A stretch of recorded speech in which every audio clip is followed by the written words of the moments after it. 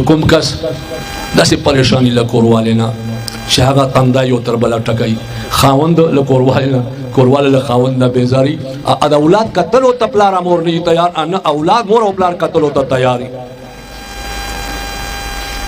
هغې دپاره دعا درته ښایم عزیزانو الله په فضل و کرم احسان سره کور کې به مو چین سکون آرام زندگی راشي دا غواړئ که نه خو دې کې وظیفه شکرانه ده